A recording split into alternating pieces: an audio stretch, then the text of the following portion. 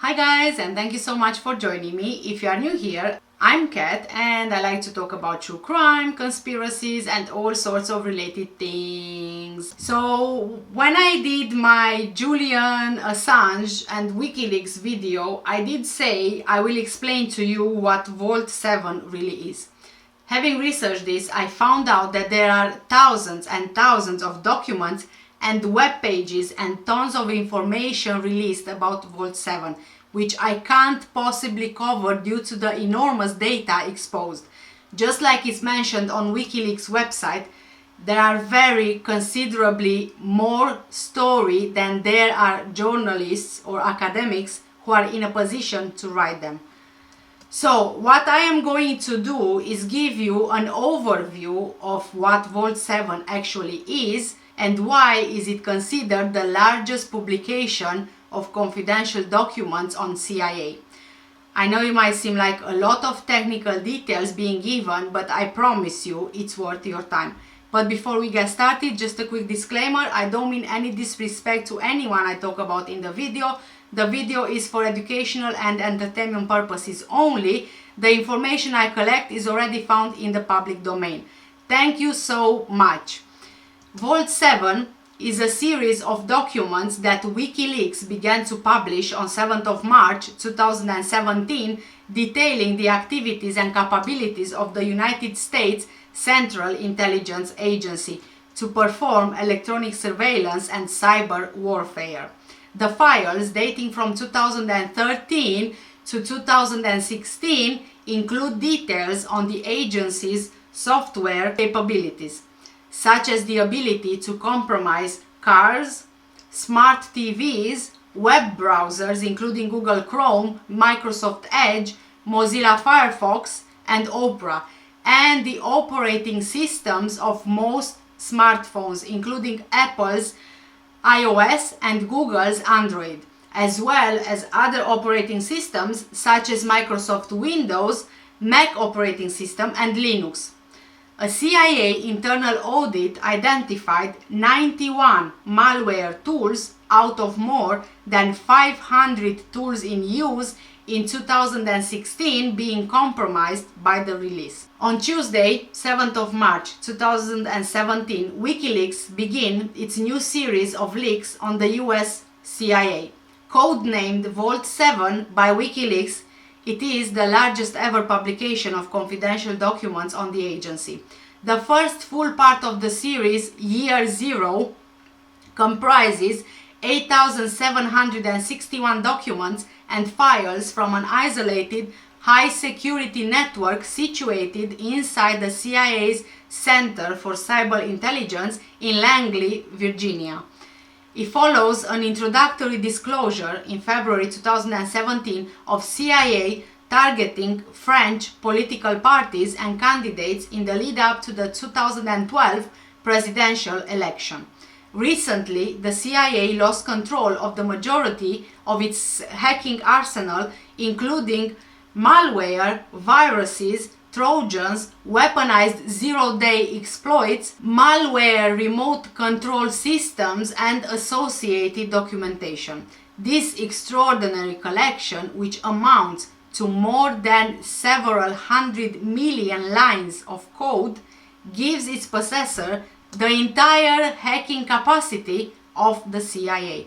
The archive appears to have been circulated among former US government hackers and contractors in an unauthorized manner, one of whom has provided Wikileaks with portions of the archive. Year Zero introduces the scope and direction of the CIA's global covert hacking program, its malware arsenal, and dozens of zero-day weaponized exploits against a wide range of US and European company products, includes Apple iPhone, Google Android, and Microsoft Windows, and even Samsung TVs, which are turned into covered microphones. Since 2001, the CIA has gained political and budgetary preeminence over the US National Security Agency, the NSA. The CIA found itself building not just its now infamous drone fleet, but a very different type of covert, globe-spanning force, its own substantial fleet of hackers. The agency's hacking division freed it from having to disclose its often controversial operations to the NSA, its primary rival, in order to draw on the NSA's hacking capacities. By the end of 2016, the CIA's hacking division, which formally falls under the agency's Center for Cyber Intelligence, the CCI, had over 5,000 registered users and had produced more than 1,000 hacking systems, trojans, viruses, and other weaponized malware. Such is the scale of the CIA's undertaking that by 2016 its hackers had utilized more code than that used to run Facebook. The CIA had created, in effect, its own NSA with even less accountability and without publicly answering the question as to whether such a massive budgetary spend on duplicating the capacities of a rival agency could be justified. In a statement to Wikileaks, the source details policy questions that they say urgently need to be debated in public, including whether the CIA's hacking capabilities exceed its mandated powers and the problem of public oversight of the agency. The source wishes to initiate a public debate about the security, creation, use, proliferation, and democratic control of cyber weapons. Once a single cyber weapon is loose, it can spread around the world in seconds to be used by rival states, cyber mafia, and teenage hackers alike.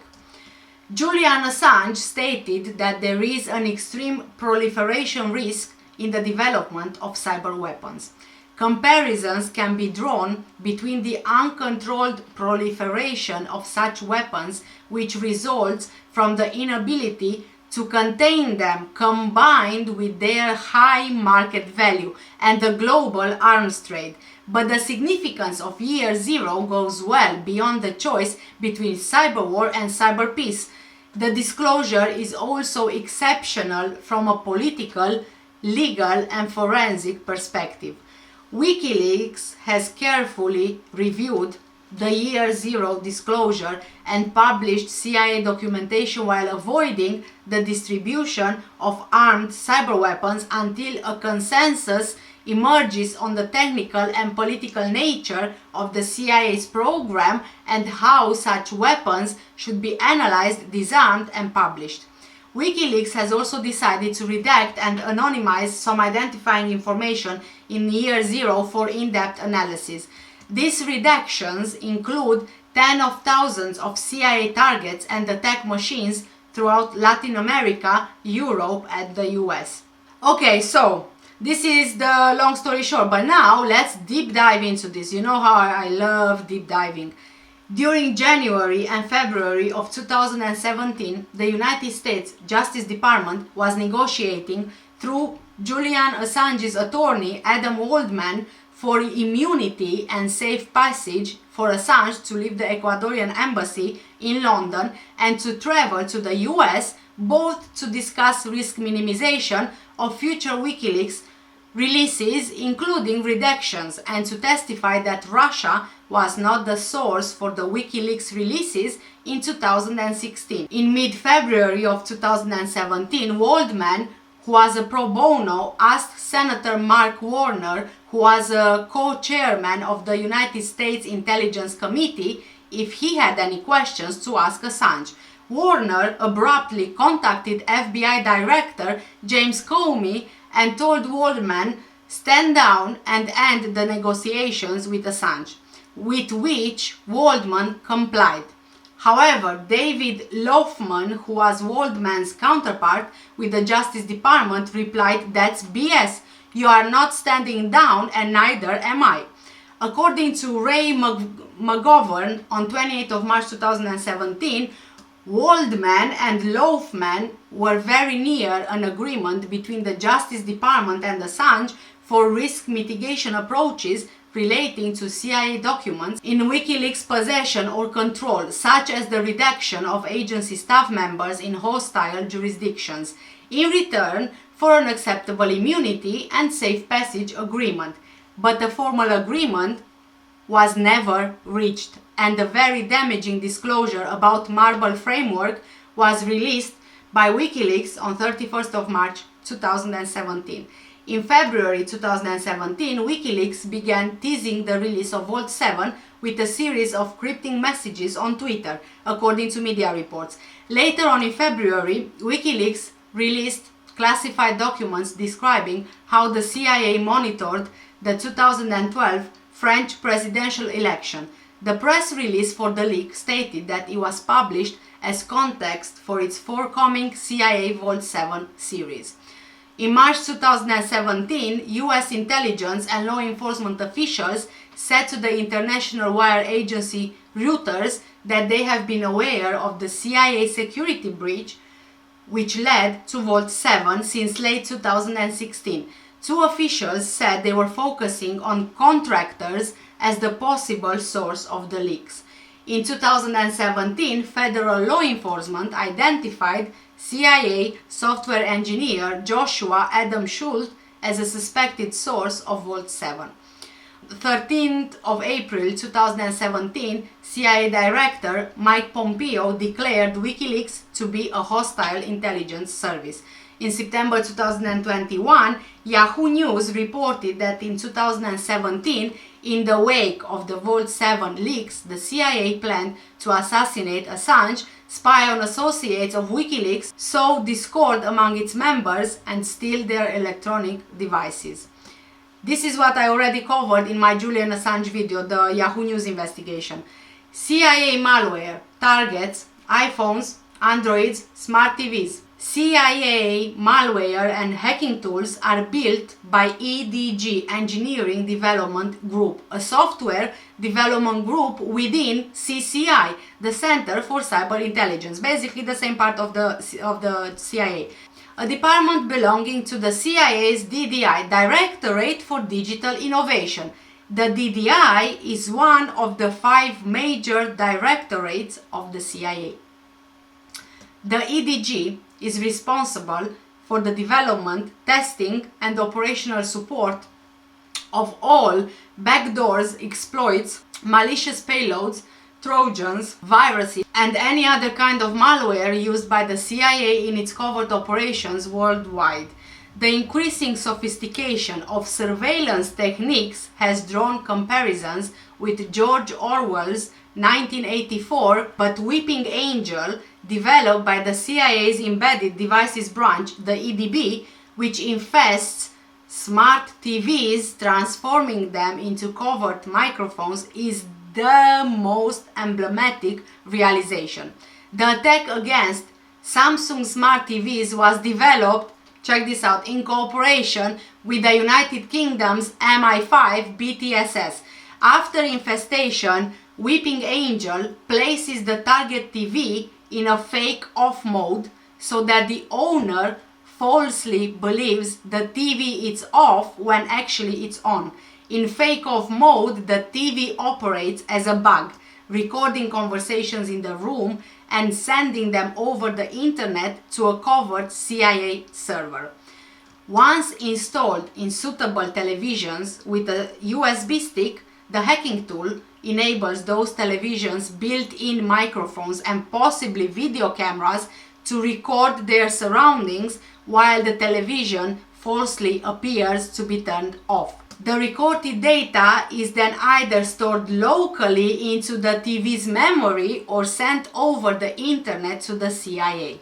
Allegedly, both the CIA and MI5 agencies collaborated to develop that malware and coordinated their work in joint development workshops.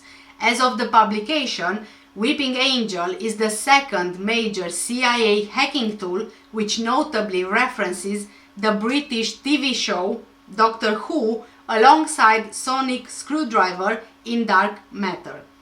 As of October 2014, the CIA was also looking at infecting the vehicle control systems used by modern cars and trucks. The purpose of such control is not specified, but it would allow the CIA to engage in nearly undetectable assassinations. The CIA's Mobile Devices Branch, the MDB, developed numerous attacks to remotely hack and control popular smartphones. Infected phones can be instructed to send the CIA the user's geolocation, audio and text communications, as well as covertly activate the phone's camera and microphone. Despite iPhone's minority share, only 14.5% of the global smartphone market in 2016, a specialized unit in the CIA's Mobile Development Branch produces malware to infest, control and exfiltrate data from iPhones and other Apple products running iOS, such as iPads. CIA's arsenal includes numerous local and remote zero days developed by CIA or obtained from GCHQ, NSA, FBI, or purchased from cyber arms contractors such as Bait Shop. The disproportionate focus on iOS may be explained by the popularity of the iPhone among social, political, diplomatic, and business elites. A similar unit targets Google's Android, which is used to run the majority of the world's smartphones, 85%, including Samsung, HTC, and Sony. 1.15 billion Android-powered phones were sold in 2016. Year zero shows that as of 2016, the CIA had 24 weaponized Android zero days, which it has developed itself and obtained from GCHQ, Government Communications Headquarters, NSA, and cyber arms contractors. Cyber arms contractors are very similar to arm dealers, let's say, but these companies, they only deal in virtual data. You can find them on the dark web, where basically they sell any kind of data they have on you. For example, let's say, just so you understand better, let's say you receive a spam email with a link. The Trojan or virus is in that link, right? You click on the link, the virus installs on your device, and it stays there stealing your personal information. Then, after that, I assume it goes into some kind of a database, which is then sold to whoever wants to buy, or as they say, the highest bidder. This would be the basic explanation. These techniques allow the CIA to bypass the encryption of WhatsApp, Signal, Telegram, Weibo, Confide, and Cloakman by hacking the smartphones that they run on and collecting audio and message traffic before encryption is applied. CIA malware targets Windows, other operating systems, Linux, and routers for the internet. The CIA also runs a very substantial effort to infect and control Microsoft Windows users with its malware. This includes multiple local and remote weaponized zero days, air-gap jumping viruses such as Hammerdrill, which infects software distributed on CDs, DVDs, infectors for removable media such as USBs, systems to hide data in images or in covered disk areas like the brutal kangaroo, and to keep its malware infestations going. So they really did think about covering every single thing, every technology that you might use. Many of these infection efforts are pulled together by the CIA's Automated Implant Branch, the AIB, which has developed several attack systems for automated infestation and control of CIA malware, such as Assassin and Medusa. CIA operators reportedly use Assassin as a C2 to execute a series of tasks, collect and then periodically send user data to the CIA listening posts, also known as LPs, similar to backdoor Trojan behavior. Assassin runs on Windows operating system are persistent and periodically beacon to their configured LP to either request tasks or send private information to the CIA, as well as automatically uninstalling themselves on a set date and time. Attacks against internet infrastructure and web servers are developed by the CIA's Network Devices Branch, the NDB. The CIA has developed automated multi-platform malware attack and control systems covering Windows, Mac operating systems, Solaris, Linux, and more, such as EDB's Hive and the related cutthroat and swindle tools. CIA hoarded vulnerabilities, also known as 0 days. In the wake of Edward Snowden's leaks about the NSA, the US technology industry secured a commitment from the Obama administration that the executive would disclose on an ongoing basis rather than hoard serious vulnerabilities, exploits, bugs, or 0 days to Apple, Google, Microsoft, and other US-based manufacturers. Serious vulnerabilities not disclosed to the manufacturers places huge swathes of the population and critical infrastructure at risk to foreign intelligence or cyber criminals who independently discover or hear rumors of the vulnerability.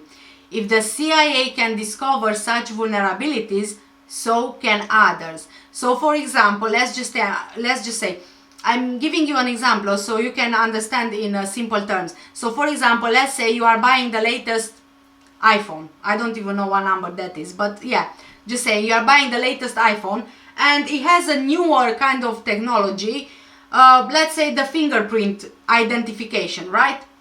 So you have to set up your fingerprint and it should work, right, for security, but for some reason there is a glitch on your phone where anybody can use their fingerprint as yours and they can access the phone, right?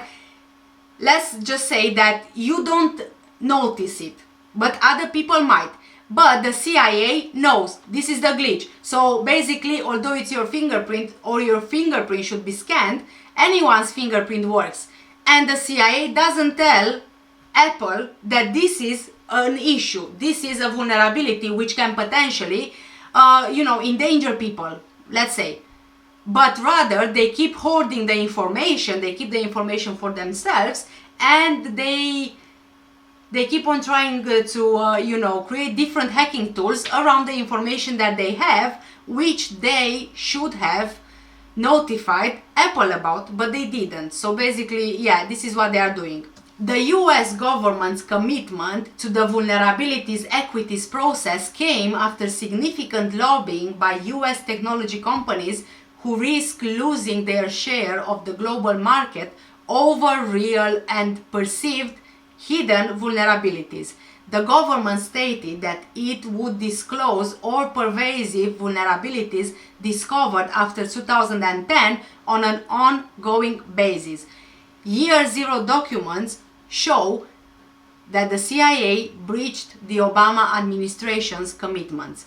Many of the vulnerabilities used in the CIA's cyber arsenal are pervasive, and some may already have been found by rival intelligence agencies or cyber criminals.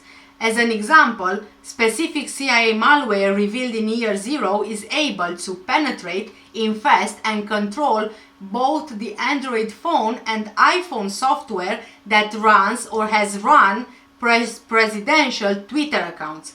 The CIA attacks this software by using undisclosed security vulnerabilities possessed by the CIA. But if the CIA can hack these phones, then so can everyone else who has obtained or discovered the vulnerability. As long as the CIA keeps these vulnerabilities concealed from Apple and Google, who make the phones, they will not be fixed, and the phones will remain hackable. The same vulnerabilities exist for the population at large, including the US Cabinet, Congress, top CEOs, system administrators, security officers, and engineers. By hiding these security flaws from manufacturers like Apple and Google, the CIA ensures that it can hack everyone at the expense of leaving everyone hackable. Cyber war programs are a serious proliferation risk. Cyber weapons are not possible to keep under effective control, while nuclear proliferation has been restrained by the enormous costs and visible infrastructure involved in assembling enough material to produce a critical nuclear mass. Cyber weapons, once developed, are very hard to retain. Cyber weapons are in fact just computer programs which can be pirated like any other, or copied, pirated or copied. It's the same thing really. Since they are entirely comprised of information, they can be copied quickly with no marginal cost. Securing such weapons is particularly difficult since the same people who develop and use them have the skills to exfiltrate copies without leaving traces, sometimes by using the very same weapons against the organizations that contain them. There are substantial price incentives for government hackers and consultants to obtain copies, since there is a global vulnerability market that will pay hundreds of thousands to millions of dollars for copies of such weapons. Similarly, contractors and companies who obtain such weapons sometimes use them for their own purposes, obtaining advantage over their competitors in selling hacking services. The United States intelligence sector, which consists of government agencies such as the CIA and NSA and their contractors such as Booz Allen Hamilton, has been subject to unprecedented series of data exfiltrations by its own hackers.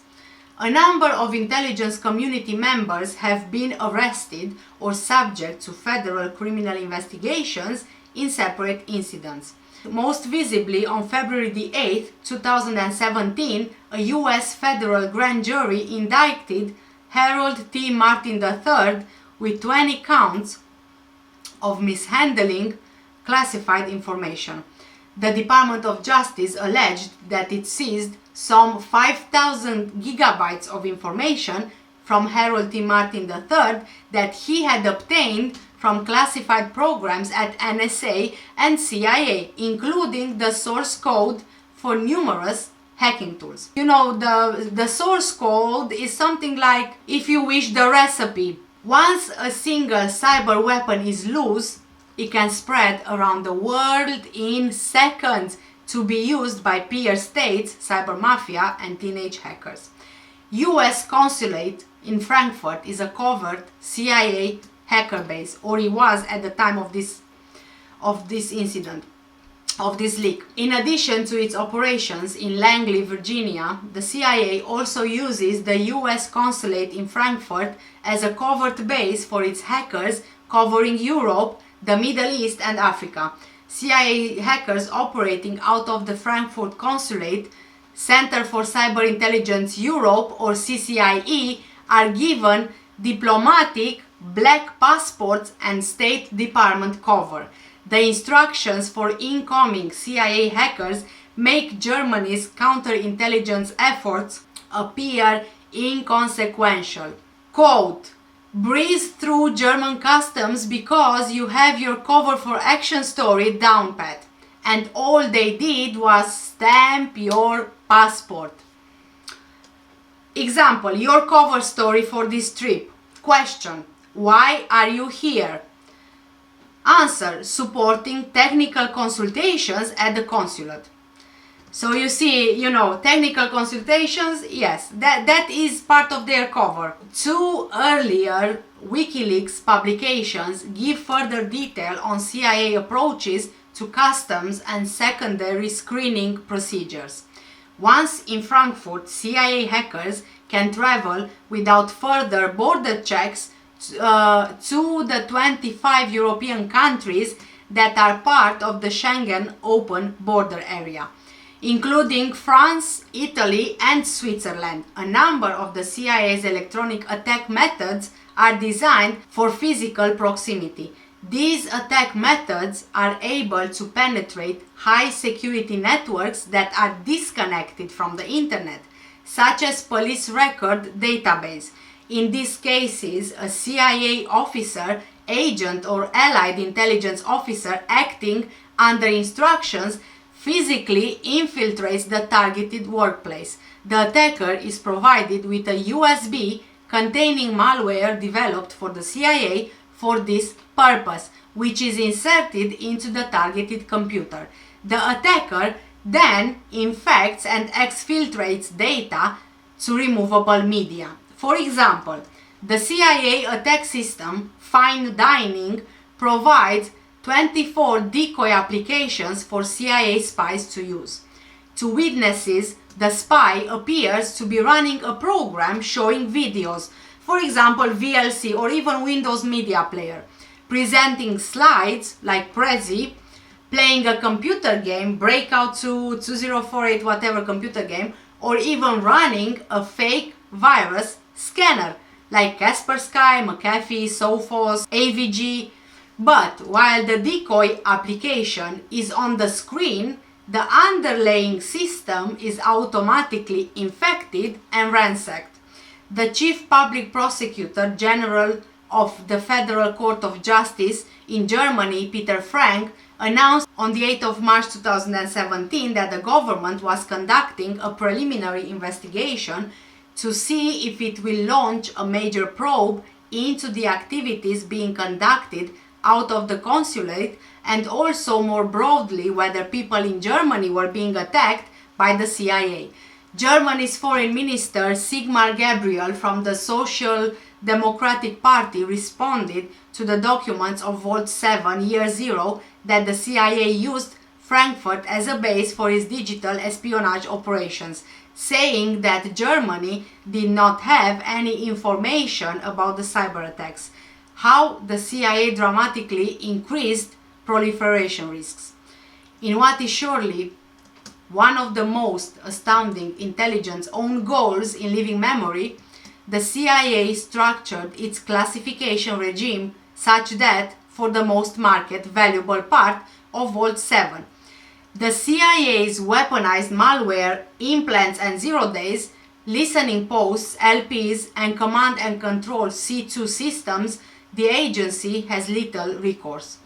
The CIA made these systems unclassified.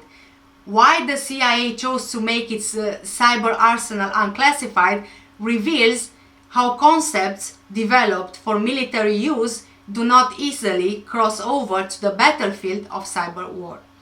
To attack its targets, the CIA usually requires that its implants communicate with their control programs over the internet. If CIA implants, command and control and listening post software were classified, then CIA officers could be prosecuted or dismissed for violating rules that prohibit placing classified information onto the internet. Consequently, the CIA has secretly made most of its cyber spying war code unclassified. The US government is not able to assert copyright either due to restrictions in the US Constitution. This means that cyber arms manufacturers and computer hackers can freely pirate these weapons if they are obtained. The CIA has primarily had to rely on making the information unintelligible to protect its malware secrets. Conventional weapons, such as missiles, may be fired at the enemy, for example into an unsecured area. Proximity to or impact with the target detonates the ordnance, including its classified parts. Hence, military staff do not violate classification rules by firing ordnance with classified parts. Ordnance will likely explode. If it does not, that is not the operator's intent. Over the last decade, US hacking operations have been increasingly dressed up in military jargon to tap into Department of Defense funding streams. For instance, attempted malware injections, commercial jargon, or implant drops, NSA jargon, are being called fires, as if a weapon was being fired. However, the analogy is questionable. Unlike bullets, bombs, or missiles, most CIA malware is designed to live for days or even years after it has reached the target. CIA malware does not explode on impact, but rather permanently infests its target. In order to infect target's device, copies of the malware must be placed on the target's devices, giving physical possession of the malware to the target. To exfiltrate data back to the CIA or to await further instructions, the malware must communicate with CIA Command and Control (C2) systems placed on internet-connected servers, but such servers are typically not approved to hold classified information, so CIA Command and Control systems are also made unclassified. Do you see what they are doing? A successful attack on a target's computer system is more like a series of complex stock maneuvers in a hostile takeover bid or the careful planting of rumors in order to gain control over an organization's leadership rather than the firing of a weapon system. If there is a military analogy to be made, the infestation of a target is perhaps akin to the execution of a whole series of military maneuvers against the target's territory, including observation, infiltration, occupation, and exploitation. Evading forensics and antivirus. A series of standards lay out CIA malware infestation patterns which are likely to assist forensic crime scene investigators, as well as Apple, Microsoft, Google, Samsung, Nokia, BlackBerry, Siemens, and antivirus companies attribute and defend against attacks. Tradecraft Do's and Don'ts contains CIA rules on how its malware should be written to avoid fingerprints implicating the CIA, US government, or its writing partner companies in forensic review. Similar secret standards cover the use of encryption to hide CIA hacker and malware communication, describing targets and exfiltrated data, as well as executing payloads and persisting in the target's machines over time. CIA hackers develop successful attacks against most well-known antivirus programs. These are documented in AV defeats, personal security products, detecting and defeating PSPs, and PSP debugger RE avoidance.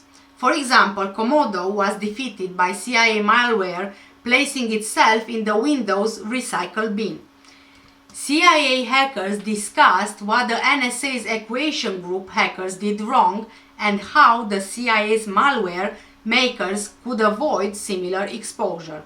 A few examples. The CIA's Engineering Development Group, EDG, management system contains around 500 different projects, only some of which are documented by year zero, each with their own sub-projects, malware, and hacker tools. The majority of these projects relate to tools that are used for penetration, infestation, implanting, control, and exfiltration. Another branch of development focuses on the development and operation of listening posts and command and control systems used to communicate with and control CIA implants. Special projects are used to target specific hardware from routers to smart TVs. Let's have a look at some example projects. Umbridge. The CIA's handcrafted hacking techniques pose a problem for the agency.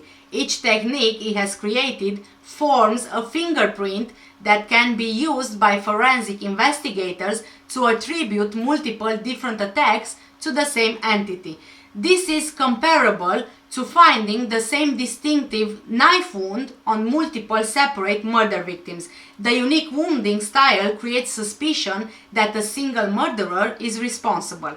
As soon as one murder in the set is solved, then the other murders also find likely attribution.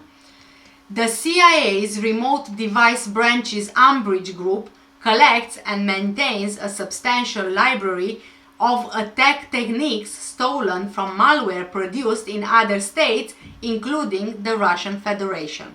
With Umbrage and related projects, the CIA cannot only increase its total number of attack types, but also misdirect attribution by leaving behind the fingerprints of the groups that the attack techniques were stolen from. Umbrage components cover keyloggers, password collection, webcam capture, data destruction, persistence, privilege escalation, stealth, antivirus, PSP avoidance, and survey techniques. The documents describe the Marble framework, a string obfuscator used to hide text fragments in malware from visual inspection. As part of the program, foreign languages were used to cover up the source of CIA hacks. According to Wikileaks, it reached 1.0 in 2015 and was used by the CIA throughout 2016. In its release, Wikileaks described the primary purpose of Marble as to insert foreign language text into the malware to mask viruses, trojans, and hacking attacks, making it more difficult for them to be tracked to the CIA and to cause forensic investigators to falsely attribute code to the wrong nation. The source code revealed that Marble had examples in Chinese, Russian, Korean, Arabic, and Persian. These were the languages of the US main cyber adversaries: China, Russia, North Korea, and Iran. Analysts called Wikileaks' description of Marble's main purpose inaccurate, telling The Hill its main purpose was probably to avoid detection by antivirus programs.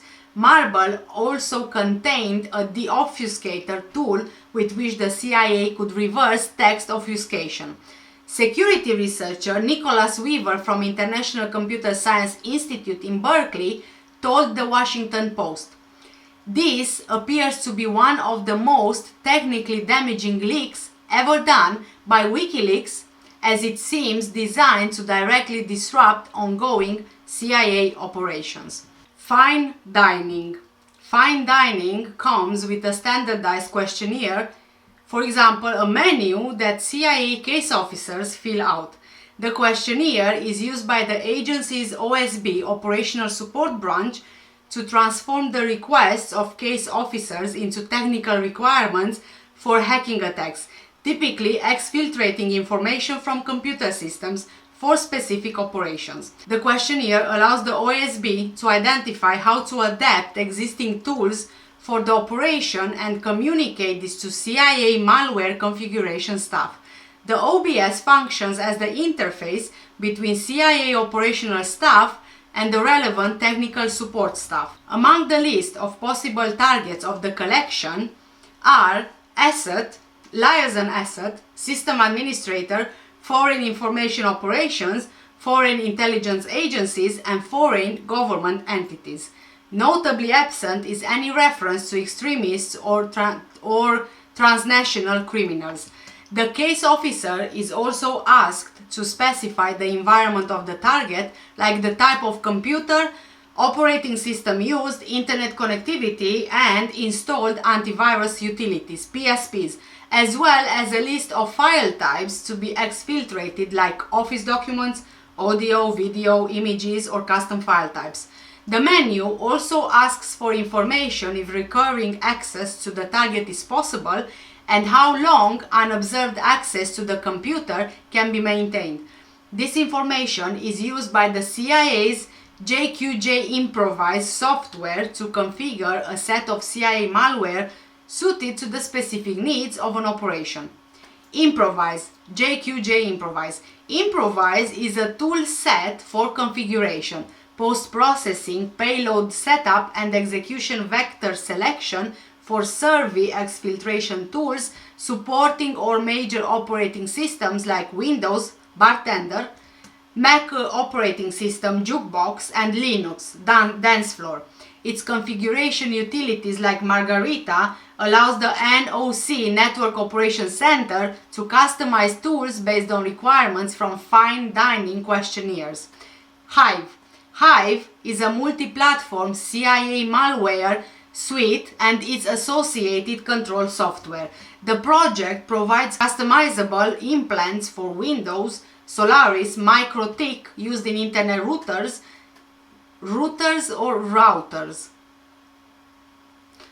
and Linux platforms, and the Listening Post LP command and control C2 infrastructure to communicate with these implants. The implants are configured to communicate via HTTPs with the web server of a cover domain.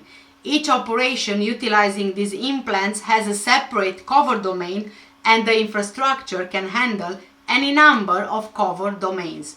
Each cover domain resolves to an IP address that is located at a commercial VPS, virtual private server provider. The public-facing server forwards all incoming traffic via a VPN to a blot server that handles actual connection requests from clients. It is set up for optional SSL client authentication. If a client sends a valid client certificate, only implants can do that. The connection is forwarded to the Honeycomb tool server that communicates with the implant. If a valid certificate is missing, which is the case if someone tries to open the cover domain website by accident, the traffic is forwarded to a cover server that delivers an unsuspicious looking website. The Honeycomb tool server receives exfiltrated information from the implant. An operator can also task the implant to execute jobs on the target computer, so the tool server acts as a C2 command and control server for the implant. Similar functionality, though limited to Windows, is provided by the Rick Bobby project. On 7th of April 2017, Wikileaks published Vault 7, The Grasshopper. The publication contains 27 documents from the CIA's Grasshopper framework, which is used by the CIA to build customized and persistent malware payloads for the Microsoft Windows operating system. Grasshopper focused on personal security product, PSP avoidance. PSPs are antivirus software such as MS Security Essentials, Symantec Endpoint, or Kaspersky IS. On 28th of April 2017, Wikileaks published Scribbles. The leak includes documentation and source code of a tool intended to track documents leaked to whistleblowers and journalists by embedding web beacon tags into classified documents to trace who leaked them. The tool affects Microsoft Office documents, specifically Microsoft Office 2013 on Windows 8.1 64. Also documents from Office versions 97 2016, Office 95 documents will not work, and documents that are not locked, encrypted, or password protected. When a CIA watermarked document is opened, an invisible image within the document that is hosted on the agency's server is loaded, generating a HTTP request. The request is then logged on the server, giving the intelligence agency information about who is opening it and where it is being opened. However, if a watermarked document is opened in an alternative word processor, the image may be visible to the viewer. The documentation also states that if the document is viewed offline or in protected view, the watermark image will not be able to contact its home server. This is overridden only when a user enables editing. On 5th of May 2017, Wikileaks published Archimedes. According to US SANS Institute instructor Jake Williams, who analyzed the published documents, Archimedes is a virus previously codenamed Fulcrum. According to cybersecurity expert and ENISA member Pierluigi Paganini, the CIA operators use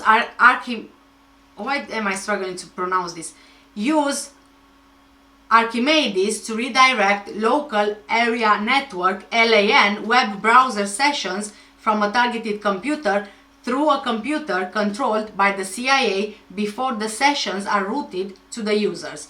This type of attack is known as man in the middle. With their publication, Wikileaks included a number of hashes that they claim can be used to potentially identify the Archimedes virus and guard against it in the future. Paganini stated that potential targeted computers can search for those hashes on their systems to check if their systems had been attacked by the CIA. On 12th of May 2017, Wikileaks published After Midnight and Assassin. After Midnight is a malware installed on a target personal computer and disguises as a DLL file, which is executed while the user's computer reboots. It then triggers a connection to the CIA's command and control computer, from which it downloads various modules to run. As for Assassin, it's very similar to After Midnight, but deceptively runs inside a Windows service process. On 19th of May 2017, Wikileaks published Athena. The published user guide, demo, and related documents were created between September 2015 and February 2016. They are all about the malware allegedly developed for the CIA in August 2015, roughly 1 month after Microsoft released Windows 10, with their firm statements about how difficult it was to compromise. Both the primary Athena malware and its secondary malware named Hera are similar in theory to Grasshopper and After Midnight malware, but with some significant differences. One of those differences is that Athena and Hera were developed by the CIA with a New Hampshire private corporation called Siege Technologies. During a Bloomberg 2014 interview, the founder of Siege Technologies confirmed and justified their development of such malware. Athena malware completely hijacks Windows remote access services, while Hera hijacks Windows DNS cache service. Also, both Athena and Hera affect all current versions of Windows, including but not limited to Windows Server 2012 and Windows 10. Another difference is in the types of encryption used between the infected computers and the CIA listening posts. As for the similarities, they exploit persistent DLL files to create a backdoor to communicate with CIA's LP, steal private data, then send it to CIA servers, computer, as well as command and control, for CIA operatives to send additional malicious software to further run specific tasks on the attacked computer. All of the above designed to deceive computer security software. Beside the published documents, Wikileaks has not provided any evidence suggesting the CIA used Athena or not. On 1st of June 2017, Wikileaks published Pandemic. This tool serves as a persistent implant affecting Windows machines with shared folders. It functions as a file system filter driver on an infected computer and listens for server messages, block traffic, while detecting download attempts from other computers on a local network. Pandemic will answer a download request on behalf of the infected computer. However, it will replace the legitimate file with malware. In order to obfuscate its activities, Pandemic only modifies or replaces the legitimate file in transit, leaving the original on the server unchanged.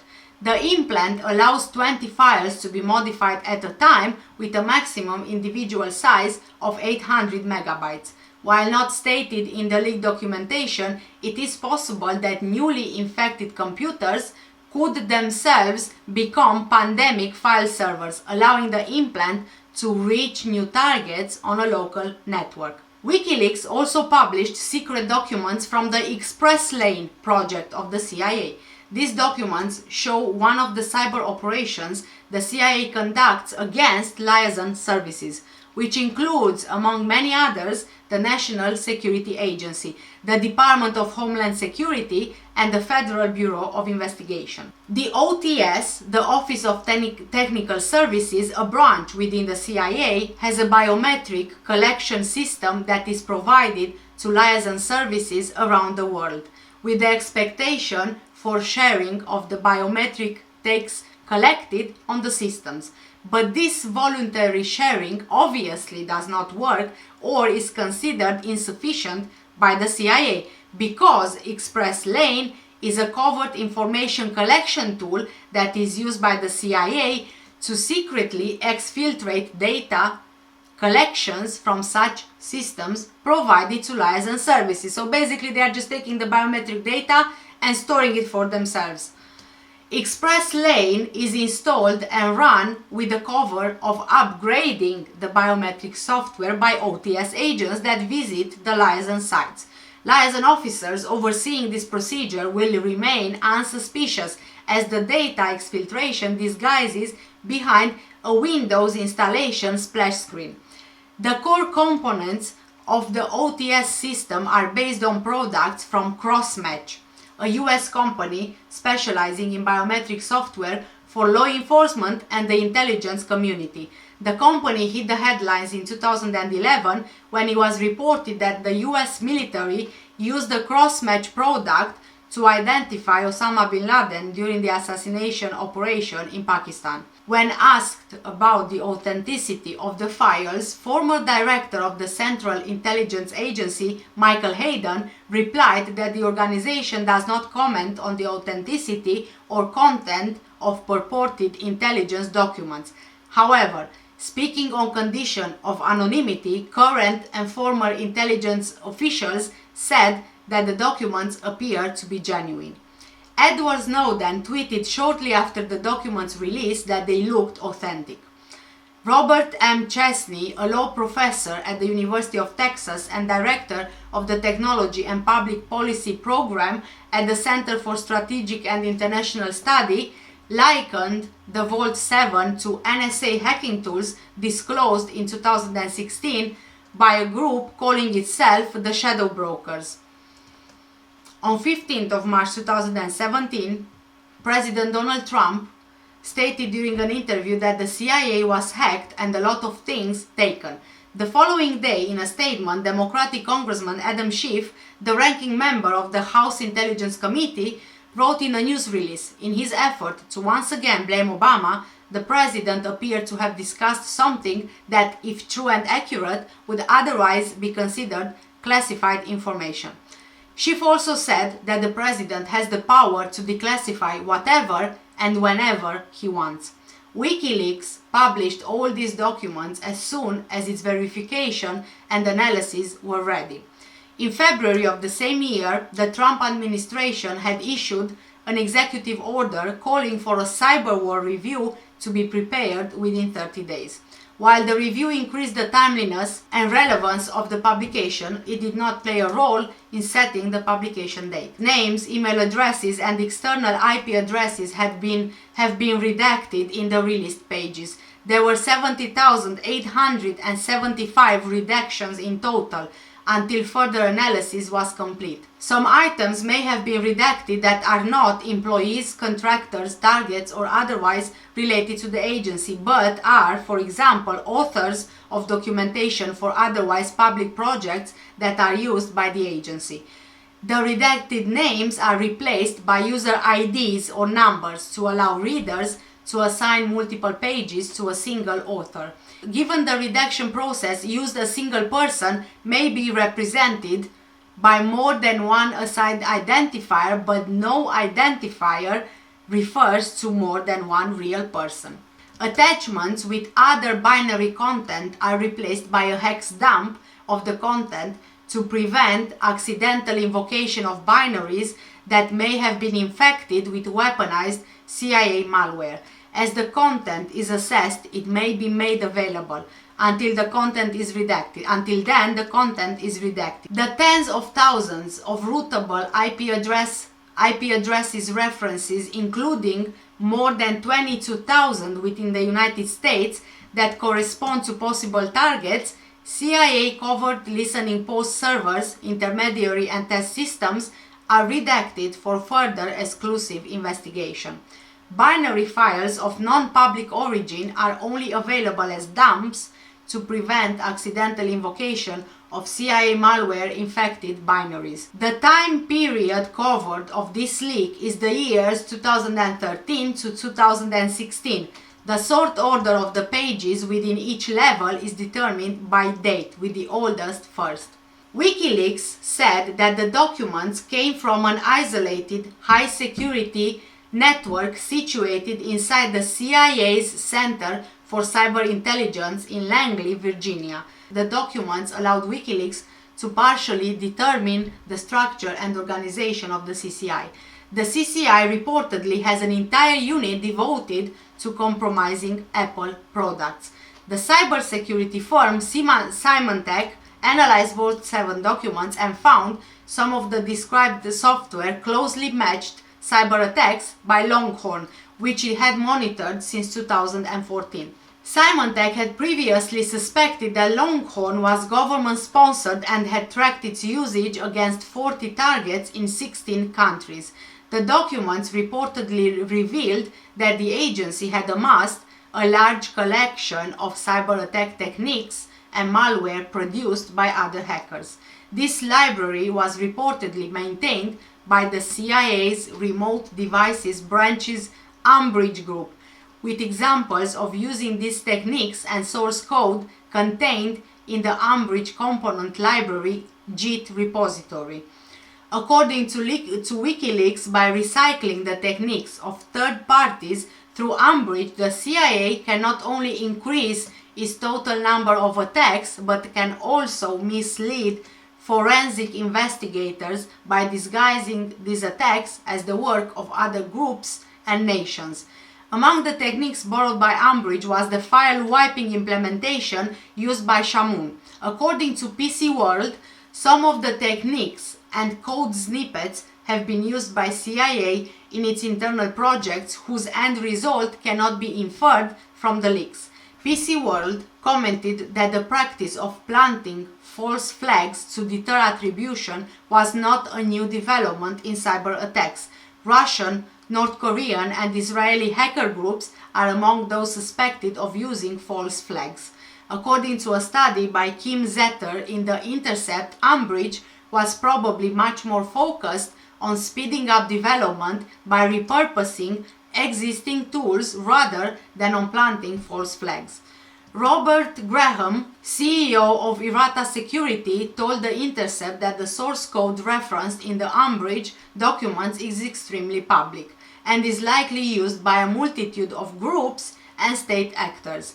Graham added, "What we can conclusively say from the evidence in the documents is that they are creating snippets of code for use in other projects and they are reusing methods in code that they find on the internet.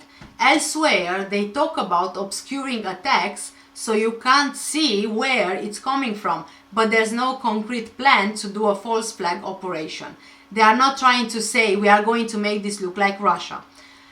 On the day the Vault 7 documents were first released, Wikileaks described Umbridge as a substantial library of attack techniques stolen from malware produced in other states, including the Russian Federation, and tweeted, "CIA steals other groups' virus and malware facilitating false flag attacks."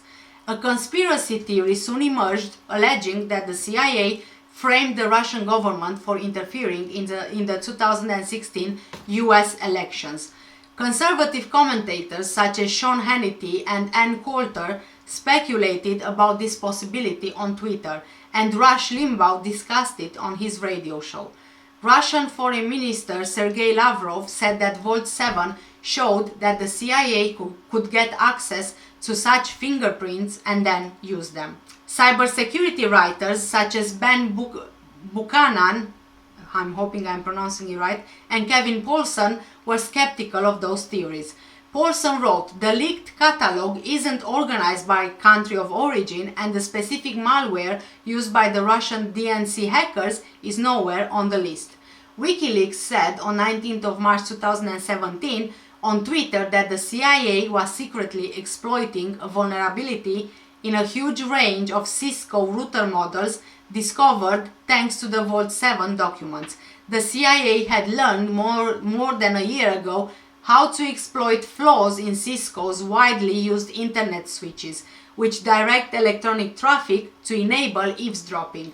Cisco quickly reassigned staff from other projects to turn their focus solely on analyzing the attack and to figure out how the CIA hacking worked, so they could help customers patch their systems and prevent criminal hackers or spies from using similar methods. On 20th of March, Cisco researchers confirmed that their study of the Vault 7 documents showed the CIA had developed malware which could exploit a flaw found in 318 of Cisco's switch models and alter or take control of the network. Cisco issued a warning on security risks. Patches were not available, but Cisco provided mitigation advice. According to Wikileaks, once an Android smartphone is penetrated, the agency can collect audio and message traffic before encryption is applied. Some of the agency's software is reportedly able to gain access to messages sent by instant messaging services.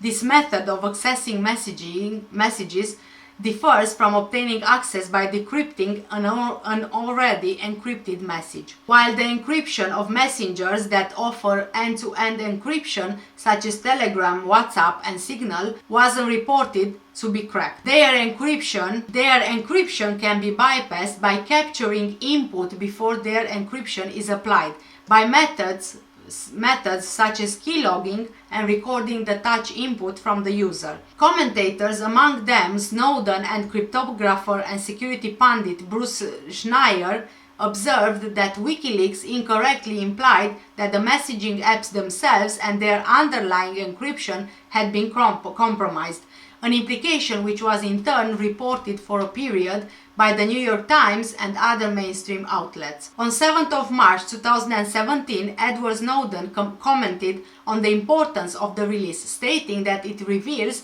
the United States government to be developing vulnerabilities in US products and then intentionally keeping the holes open, which he considers highly reckless. On 7th of March 2017, Nathan White, senior legislative manager at the internet advocacy group Access Now, writes, "Today, our digital security has been compromised because the CIA has been stockpiling vulnerabilities rather than working with companies to patch them. The United States is supposed to have a process that helps secure our digital devices and services, the Vulnerability Equities Process. Many of these vulnerabilities could have been responsibly disclosed and patched. This leak proves the inherent digital risk of stockpiling vulnerabilities rather than fixing them." On 8th of March 2017, Lee Matthews, a contributor to Forbes, wrote that most of the hacking techniques described in Vault 7 were already known to many cybersecurity experts. On 8th of April 2017, Ashley Gorski, an American civil liberties union staff attorney, called it critical to understand that these vulnerabilities can be exploited not just by our government, but by foreign governments and cyber criminals around the world. Justin Kapos, professor in the Computer Science and Engineering Department at New York University, asks if the government knows of a problem in your phone that bad guys could use to hack your phone and have the ability to spy on you. Is that a weakness that they themselves should use for counterterrorism or for their own spying capabilities? Or is it a problem they should fix for everyone? On 8th of April 2017, Cindy Cohn, executive director of the San Francisco-based international non-profit digital rights group Electronic Frontier Foundation, said if the CIA was walking past your front door and saw that your lock was broken, they should at least tell you and maybe even help you get it fixed. And worse, they then lost track of the information they had kept from you, so that now criminals and hostile foreign governments know about your broken lock. Furthermore, she stated that the CIA had failed to accurately assess the risk of not disclosing vulnerabilities. Even spy agencies like the CIA have a responsibility to protect the security and privacy of Americans. The freedom to have a private conversation free from the worry that a hostile government, a rogue government agent, or a competitor or a criminal are listening is central to a free society. While not as strict as privacy laws in Europe, the Fourth Amendment to the US Constitution does guarantee the right to be free from unreasonable searches and seizures. On 12 of May 2017, Microsoft President and Chief Legal Officer Brad Smith wrote, "This is an emerging pattern in 2017. We have seen vulnerabilities stored by the CIA show up on Wikileaks." In other words, Smith expressed concern about the fact that the CIA have stockpiled such computer vulnerabilities, which in turn were stolen from them, while they failed to inform Microsoft in a timely fashion about their security breach. As a result, the privacy and security of their customers around the world were potentially negatively affected for an extended period and caused widespread damage.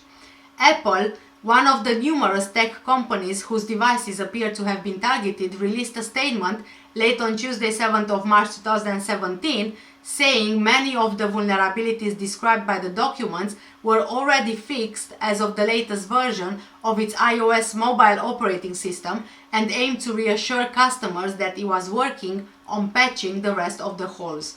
It said, "While our initial analysis indicates that many of the issues leaked today were already patched in the latest iOS, we will continue work to rapidly address any identified vulnerabilities." It added, "We always urge customers to download the latest iOS to make sure they have the most recent security updates." Other companies mentioned in the leaks, including Microsoft and Samsung, gave briefer statements. "We are aware of the report and are looking into it," Microsoft said. Samsung said, "Protecting consumers' privacy and the security of our devices is a top priority at Samsung. We are aware of the report in question and are urgently looking into the matter." While Apple has tried to reassure customers that many of the vulnerabilities mentioned in the document have now been fixed, the leak itself represents just a snapshot in time of the CIA's capabilities, which may have developed further since the documents were created. If you take it at face value, it looks pretty scary. WhatsApp, Signal, and messaging services that claim to be end-to-end encrypted have been getting a lot of love because they will keep your messages private and can only be accessed by the intended recipient. WhatsApp, for example, can't have a look at messages you are sending to your work colleagues because the encryption prevents that. As for Signal, it doesn't even keep records of who you are messaging. That's given us a sense of security about our messages. Open Whisper Systems has been very clear that the Vault 7 leak deals with getting malware onto phones rather than breaking the encryption on Signal. According to Google, the exploits and vulnerabilities listed in the CIA documents are already out of date and have been patched in more recent versions of Android. That's reassuring, but things become slightly more complicated for Android users because there are so many different versions of the software out there, including older devices running Android 4 up to KitKat. Android users rely on manufacturers to push software updates out as they become available for the individual devices, and there are still plenty using old software. And this was a complicated one. And I think that this is just a part of everything that the CIA is capable of doing. And you know what? Before getting into creating videos on YouTube, my dad told me so many times, over and over again, about people being watched, devices being monitored, and all these kind of things. But you know what I did? I always said, never mind, he's just paranoid. However, there is one thing I always do personally. My webcams on my computers and laptops always have tape on them, just sellotape. or not, no, not sellotape, but the colored one. If you put the colored one, it's not see-through because the sellotape is clear. You can also use anything really, just stick something on, even a plaster. And if you still don't trust your smart TV or phone, the best thing you can do is make sure your devices have the latest version of the software available, because that may solve the problems discovered by the CIA. When it comes to laptops or other devices, a simple bit of tape or plaster, anything really, will make sure your webcam can't be activated without your knowledge. And as for smart TV issues, simply unplugging the device when it's not in use will render any potential exploit useless. This reminds me, when I was a kid, my grandma, whenever I stopped using the computer, she would unplug it straight away. Obviously, she had no idea about these things, you know, bless her really. But she would always say that even if the computer is off and plugged in, it would still use electricity. I don't know if that's true, but she gave a great advice for this future we live in. Don't use it, then you unplug it. But it's worth bearing in mind that anything that connects to the internet could potentially be compromised at some point now or in the future, and so make decisions accordingly, please. And even nowadays, even if it's not connected to the internet, it can still be accessed, like we already covered in the video. And with this, I will end today's video. Thank you guys so much for watching. If there is any one of you who is tech savvy or knows or is personally, how can I say, has advanced knowledge in sourcing, in source codes or this technical stuff, I can't even talk anymore. I will leave the link for the documents in Vault 7 in the description down below if you want to have a look at it. If you love codes, I hate coding, I hate source codes and all this kind of stuff, but anyway, the link will be in the description down below. And again, thanks for watching, guys. Please don't forget, if you like this video, give it a thumbs up. It's free, it doesn't cost you anything, and it really helps me and my channel. Also, if there is any case in particular or conspiracy that you want me to cover, there is a form in the description of this video. You can use the form to fill it in, and it will make it easier for me to organize everything, and I will do my best to cover it. Thanks again, guys. Take care and stay safe, and I will see you in the next one. Bye.